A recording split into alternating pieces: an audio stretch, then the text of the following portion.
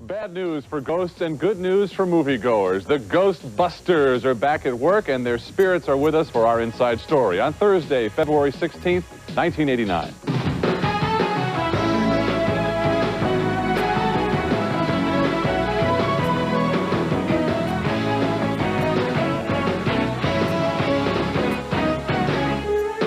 Hello, everybody. I'm Mary Hart. And I'm John Tesh. Say you make a movie called Ghostbusters and it becomes the 5th biggest box office hit of all time, taking in $221 million. Who are you going to call? Bill Murray and Dan Aykroyd to start production on Ghostbusters 2.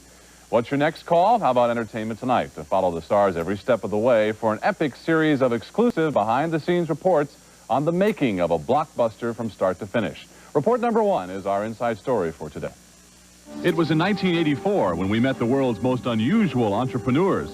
Bill Murray, Dan Aykroyd, Harold Ramis, and Ernie Hudson as 4 guys who turned getting rid of ghosts into a hilarious business.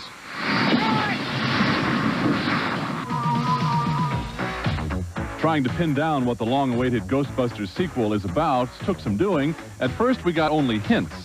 It's kind of like a Bowery Boys picture, you know? At its worst, it is the Bowery Boys. Well, when we have to do a scene where the 4 of us have to react, you know, it does look like, you know. And because some sets were still being built. We have the premise set. We have a great area to build on. Keep going. Hold the work. Keep going. Please. We hung in there even through Bill Murray's lounge act. Entertainment tonight. Entertainment tonight. Though you've had a very bad day, there's entertainment tonight. Finally, we got some answers. Not that we weren't having a good time. So people are going to hate me if I don't ask this question. Can you give us any idea as to what the plot line is in this thing? Basically, it's about all the energy that's generated in our big cities, all the negative energy. It has to go somewhere. It has to take some kind of a tangible form. So we find out in the movie that, in fact, it has taken a tangible form. It has become basically a river of slime under the city.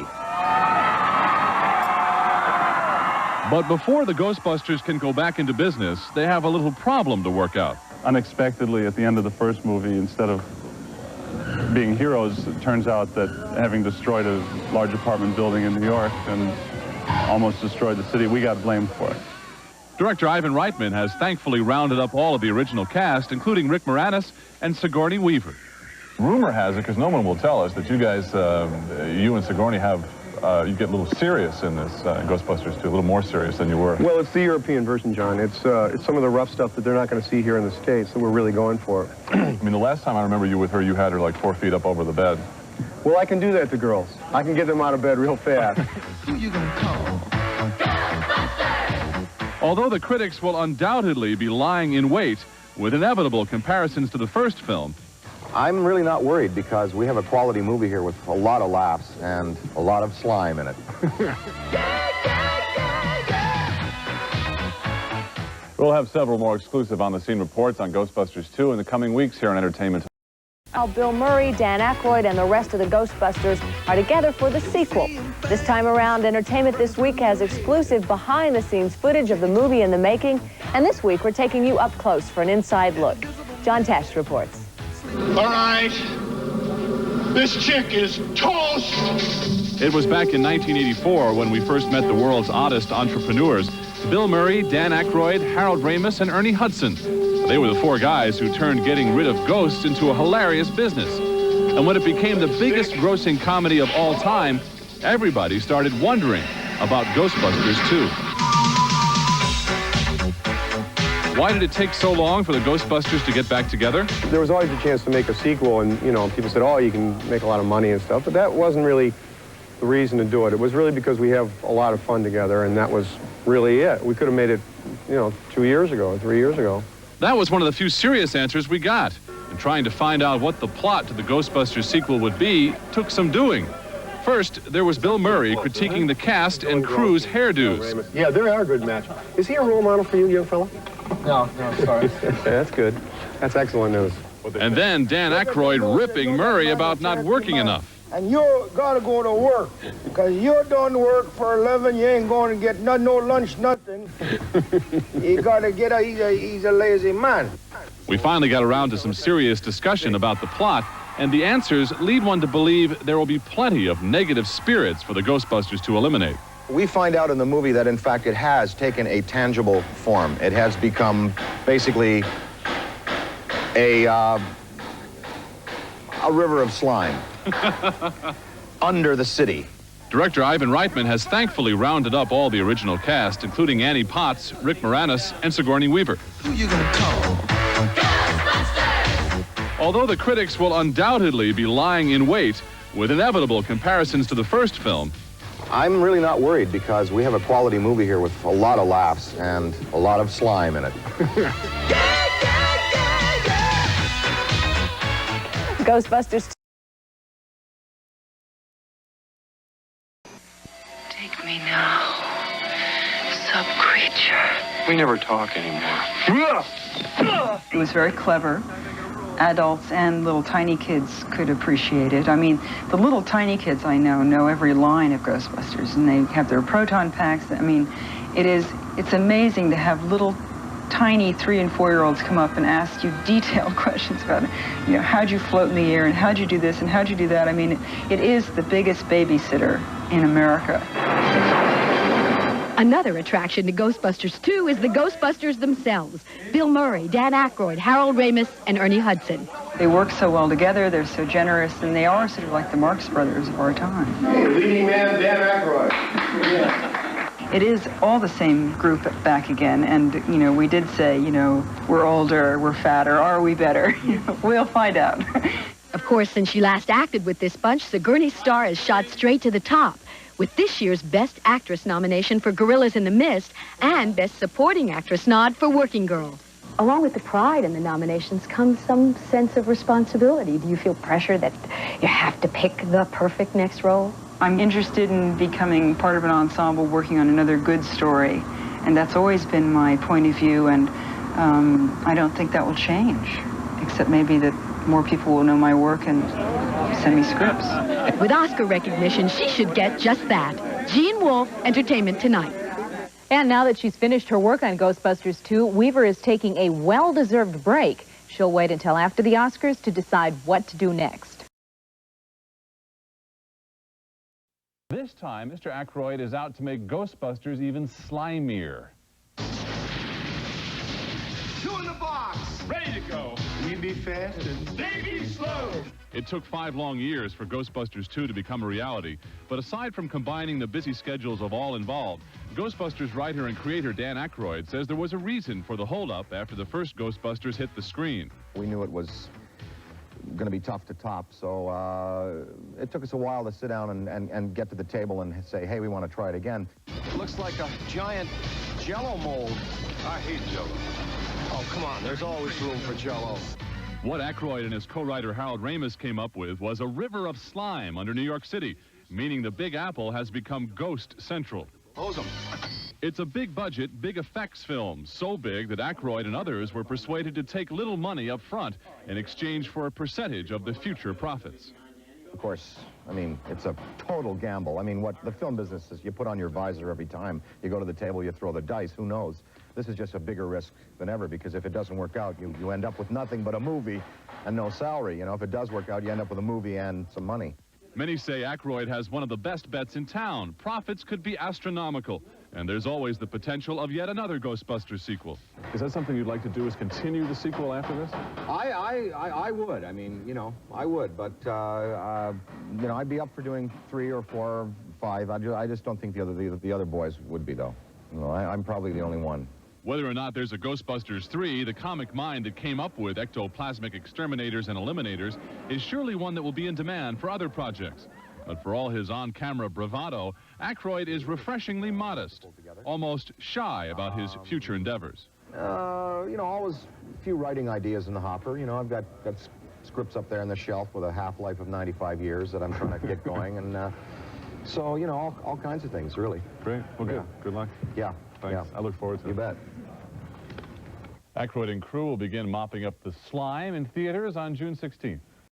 shooting over 320,000 feet of film. Bill Murray, Dan Aykroyd, Sigourney Weaver, and the rest of the Ghostbusters 2 cast have the movie, as they say, in the can. We were on the set during the last frenzied days of filming, and we have this exclusive behind-the-scenes look. Bill, let's try it. This was it. Bill Murray and director Ivan Reitman shooting the last major scene of Ghostbusters 2. It's the beginning of the end of a production that began late last November in New York. Murray promises people who saw the original are going to be in for a shock. It's real, you know, it's corny, syrupy, just trashy stuff. We tried to put kind of a whole Ghostbusters thing this time. A dynasty spin. Yeah. Both of us wear a lot of cleavage in this film, and rhinestones across the chest. The GBs, as the crew called them, did most of the movie on a Burbank soundstage, but a lot of locations were used as well, including downtown Los Angeles, where an old firehouse doubled as the Ghostbusters headquarters, to a mansion in Beverly Hills, where all 4 Ghostbusters did their last scene together. Mr. Mayor, there's a psychomagnetheric slime... Thank you. Good evening. Easy for you. Mr. Mayor, there's a psychomagnetheric slime flow of immense proportions building up underneath the city. Now director Reitman has to put the film together. The original was the biggest comedy ever. He hopes the new one will make all the slime worth it. This is what it's all about right here. This is slime. They put this in frozen pizza. You realize that, don't you? Yeah. It tastes like it looks. I think this one has got a better story. There seems to be more laughs and the characters are richer. So I'm praying. I hope it's as good as the first one, if not better. Yes, we got home! There are still a number of special effects scenes to be filmed, but the movie will be ready, believe it or not, slime and all, for its June release. The money-making Slimer character produced more than just slime in the first Ghostbusters. He left his mark on the stars and the creators of Ghostbusters 2, who took us behind the scenes of the sequel, where the new and improved slime came to life. We really fell in love with the character on the first Ghostbusters. While we were filming him, he came to life for everybody on the set, and we loved him so much that we all sort of fantasized about the sequel and Slimer coming back as a major character. After months of pre-production, the mechanical jaw of the Slimer is placed into foam head and painted a perfect Slimer green. The mini-ghoul body is molded to fit the teenage actress who will play the Slimer, and the completed head is attached. Now the facial movements are controlled by off-screen technicians, and the actress controls the body. Everyone is choreographed by the director's instructions. Now be a rough Slimer. Get it out of your system. Okay. Work it out. Do a proud Mary B. Great. You ready? We're rolling.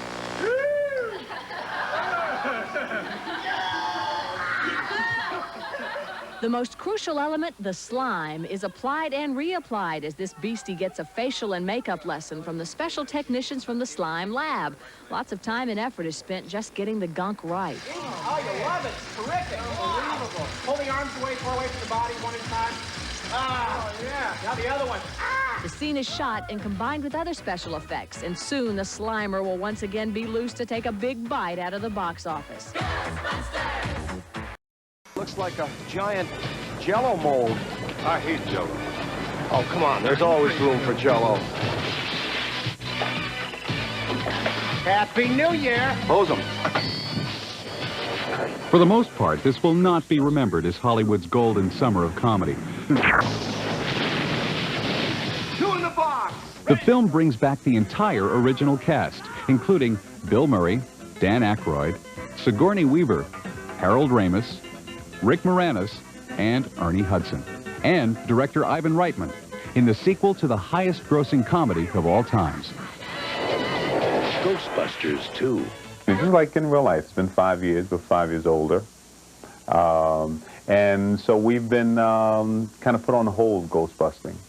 And in the meantime, New York has become this this place where a lot of bad vibrations for a lot of years have been building up, and there's this sludge under the city that's threatening the universe.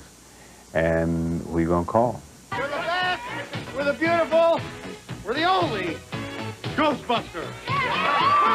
It's all very scripted. I mean, it's all very set. So we go into expecting to shoot those pages. However, when you work with somebody like Bill Murray, you realize that things have a tendency to change. Don't put any of those old cheap moves on me. No. It's different. I have all new cheap moves. Most writers who come up with slimy stories for the movies walk around with their tails between their legs and try not to be recognized. Harold Ramis is proud of the slime he created. Who wouldn't be? John Tesh reports. Let's suck in the cuts, guys. We're the Ghostbusters. As co-writer with Dan Aykroyd of Ghostbusters 2, Harold Ramis was faced with an enormous challenge: how to top the first film, the highest-grossing comedy ever. For Ramis, a strong plot seemed the logical place for him to start. The trailer opens, the narrator saying, "At the stroke of midnight, on New Year's Eve of the last decade of the 20th century, America's largest city is finally going to pay for the nastiness of its inhabitants." So, with New York about to get slimed, the Ghostbusters are pressed back into service.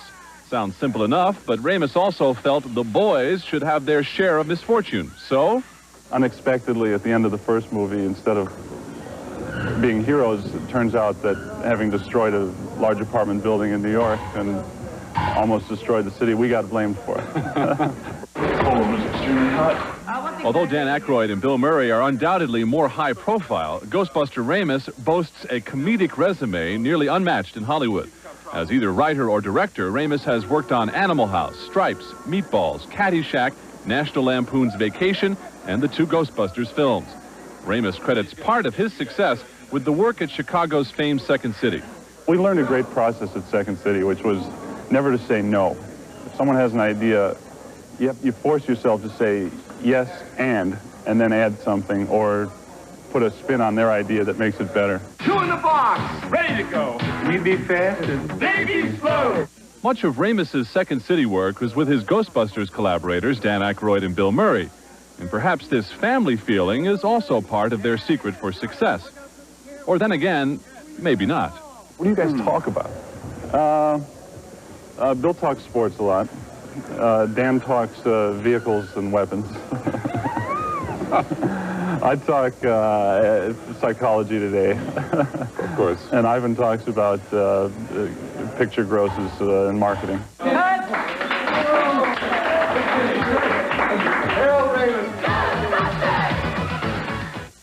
Ghostbusters 2 will be in theaters from coast to coast in 2 weeks. Has a bundle of joy to deal with this time, and it's not Bill Murray's. Lisa Gibbons reports. We're the best, we're the beautiful, we're the only Ghostbusters. Don't put any of those old cheap moves on me. No. It's different. I have all new cheap moves. The boys are back, the slime returns, and so does Sigourney with a little Ghostbuster from a previous relationship. And although some things have changed, the enormous hoopla remains the same. The premiere for this movie gets such excitement and generates incredible audience reaction. How gratifying is that for all of you? I think it's great. You know, I think the expectation now that we've made a good film is nice. And also, there's something very sweet to me about being in a film that 5-year-olds can't wait to see, you know, I mean, and are just totally involved in some sort of mythic way. Weaver's worked with everything: aliens, gorillas, and now pink slime and babies. Which was tougher, gorillas, slime, and babies?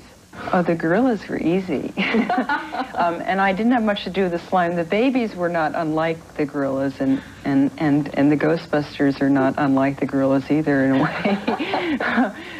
They're all very natural and relaxed. And after completing 3 films in a row with 2 Oscar nominations, Sigourney says she's ready to relax. It sort of made me anxious not to have attention for a while after this. I'm very happy with the work that I've done, and I'm happy with the way it was received, and now I sort of feel like I want to go off and collect myself and not be in the public eye, and then come back in a couple of years with something else to offer. Let's just hope the wait won't be too long. Lisa Gibbons, Entertainment Tonight. While the Ghostbusters rule the box office this week, they will likely be haunted by the next big movie opening this Friday, Batman. There's not just clean and dirty. Another of this summer's eagerly awaited films has busted loose across the big screen. Ghostbusters 2 is out and is already the biggest film at the box office. Ghostbusters, of course, was a huge hit the first time around, and you'd think that all the original actors would be eager to do a second film and cash in on that success. But we found out that actor Bill Murray wasn't really interested in rejoining his fellow Ghostbusters at first. Here's the inside story from Bill himself. I make it a rule never to get involved with possessed people. Actually, it's more of a guideline than a rule. Ghostbusters is one of the most successful film comedies ever made. So, not surprisingly, a lot of people in Hollywood have been hot to make a sequel. Well, Ghostbusters 2 is finally here, but it's taken 5 years to get it made. What's your name? His name is Oscar. Named after a hot dog, you poor man. The main reason it took so long to get the sequel off the ground is that, for quite a while, Ghostbusters star Bill Murray did not want any part of a spin-off. When they first approached you, you weren't too crazy about coming back with the sequel? No, no one in their right mind would want to come back.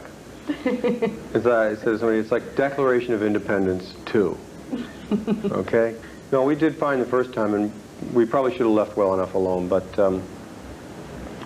finally Harold and Dan were convinced that they could make something that were worthwhile doing, so we said, oh, what the heck.